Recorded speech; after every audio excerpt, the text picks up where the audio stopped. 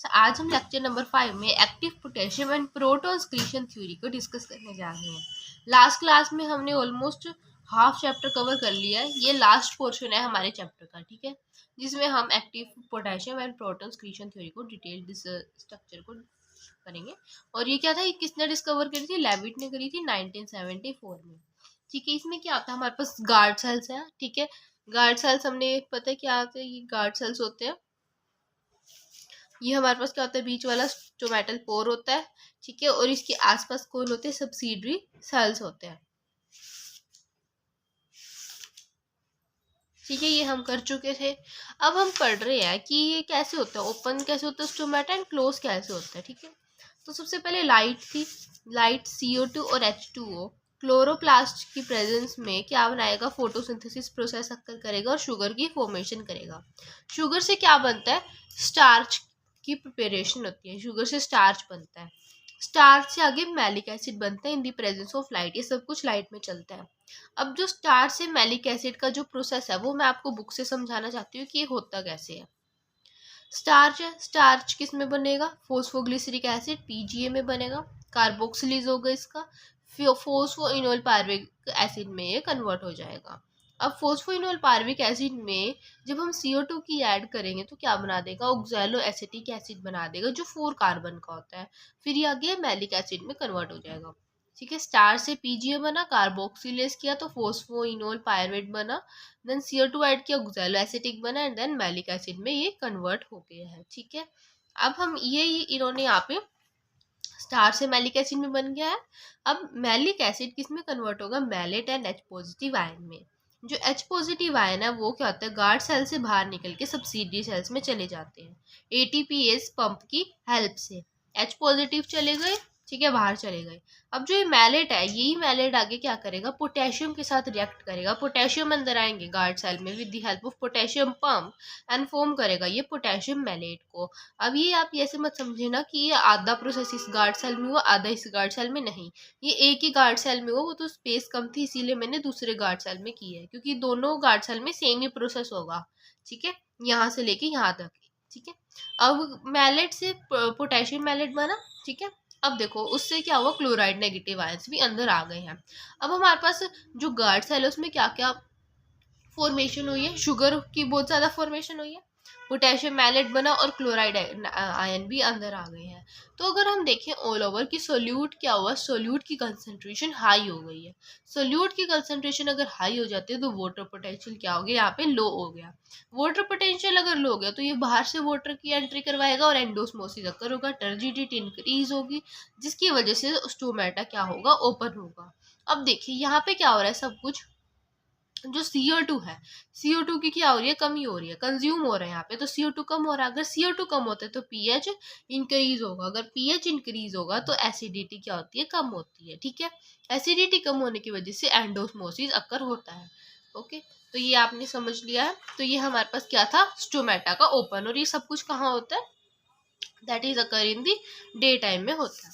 Night time में क्या होगा? जस्ट इसका अपोजिट, कोई लाइट नहीं होगी, कोई फोटोसिंथेसिस नहीं होगा, तो कोई स्टार्च की फॉर्मेशन नहीं करेगा।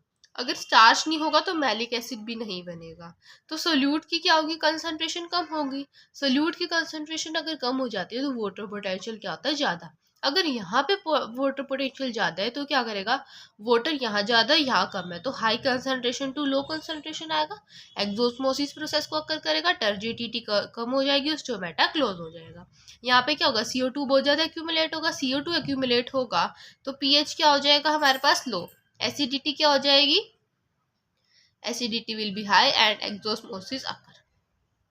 इसमें हमारे पास एक एब्सिसिक एसिड का भी रोल है। एब्सिसिक एसिड का क्या रोल है कि कैल्शियम+2 आयन को अंदर डालेगा, जिसकी वजह से जो K+ है, जो K+ आयन है वो बाहर की तरफ रिमूव हो जाएंगे, और जो H+ यहाँ पे रिमूव हो रहे थे H+ आयन, वो भी नहीं रिमूव हो पाएंगे, वो भी अंदर के अंदर ही रह जाएंगे। ठीक है, तो ये हमारे पास रोल ऑफ एब्सिसिक एसिड होगा। ठीक है, आप जो मैंने आपको बताया आपको इसी को थ्योरी फॉर्म में अपने कन्वर्शन में लिखना है।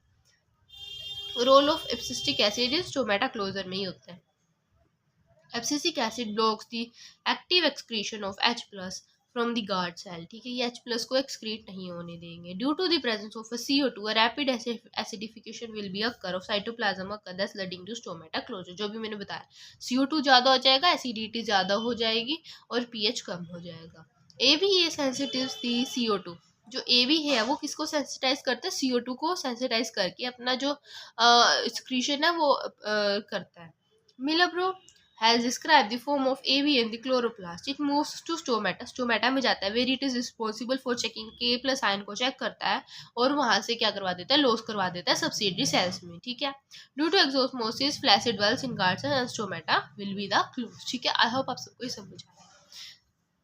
अब हम पढ़ते हैं लास्ट टॉपिक है फैक्टर इफेक्टिंग ट्रांसपीरेशन। ये इंपॉर्टेंट टॉपिक है, ये देखने के बाद हमारा चैप्टर कंप्लीट हो जाएगा। जो ये वाला active that is anti transparent, ये आप खुद भी कर सकते हैं, मैं आपको ग्लूटेशन करवा दूंगी तो जाके आपको ही समझ आएगा, ठीक है। ट्रांसपीरेशन के एडवांटेज आप खुद भी पढ़ सकते हैं।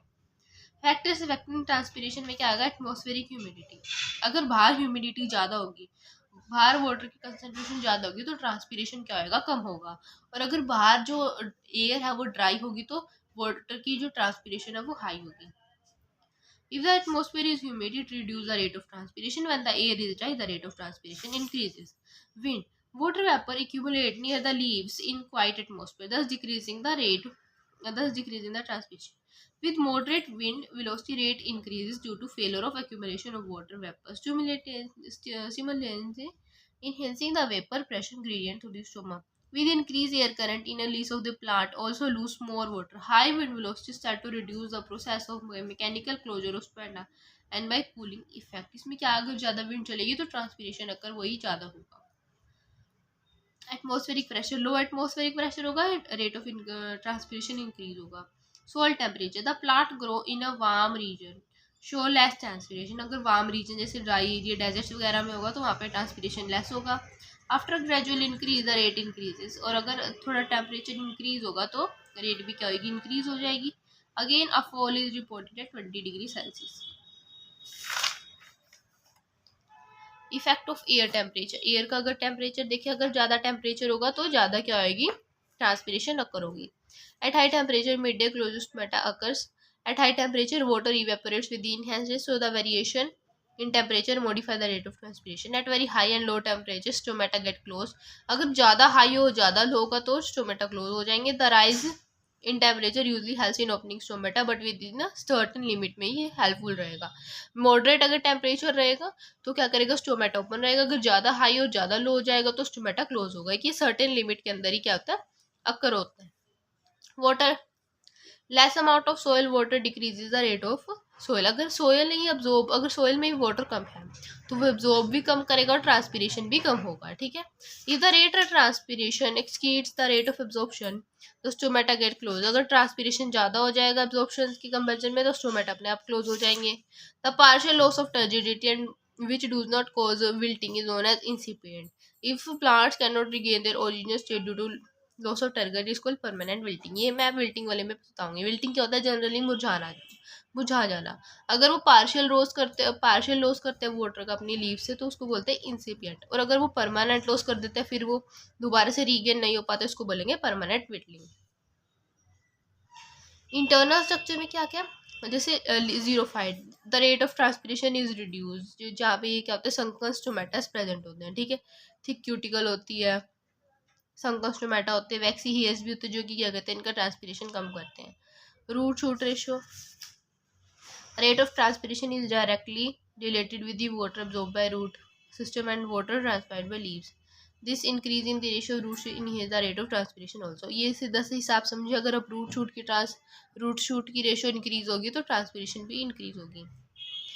As of plants, germination of seed show a slow rate of transpiration, you become maximum maturity, however it decreases senescence stage. इनमें क्या कहा है, जर्मिनेशन मतलब अगर हम एक सीड की बात करें तो वहाँ पे ट्रांसपीरेशन कम होगा। जब कोई मेच्योर या एडल्ट प्लांट होगा वहाँ पे ट्रांसपीरेशन हाई होगा, और जो बिल्कुल ही एज प्लांट होगा जो मतलब कि जिसकी डेथ होने वाली है, सेनेसेंस में जाने वाला है, तो उसकी ट्रांसपीरेशन भी क्या होगी, लो होगी, ठीक है। आई होप आप सबको ये समझ आया। अब हमारे पास लास्ट टॉपिक है stomatal frequency, stomatal index. Stomatal frequency तो अगर मैं आपको सिंपल भाषा में समझाऊँ कि अगर ये हमारे पास लीव है, ठीक है, लीव का मैंने अगर इतना सरफेस एरिया ले लिया, और इसमें मैंने अगर काउंट करे कितने हमारे पास स्टोमेटा प्रेजेंट है, तो वो होगा हमारे पास surface stomatal frequency. The number of stomata per unit area of the leaf. Stomata कितने per unit area of the leaf, किसी लीफ के पर यूनिट एरिया में कितने स्टोमेटा, उसी को बोलेंगे स्टोमेटल फ्रीक्वेंसी। ये फिक्स नहीं होती फॉर स्पीसीज, इट डिफर, ये कर सकते डिफर कर सकती है, इंटरनल और एक्सटर्नल कंडीशन पर डिपेंड करेगी। ये stomatal frequency also affected osmotic pressure को भी इफेक्ट करती है। अब आता है stomatal index is defined as a percentage of number of stomata as compare to the all the epidermal cell including stomata in a unit leaf of leaf. कि इन्होंने क्या कहा है, परसेंटेज अगर हम कोई देखें, ये एपिडर्मल सेल है, यहाँ पे बीच में क्या स्टोमेटा है,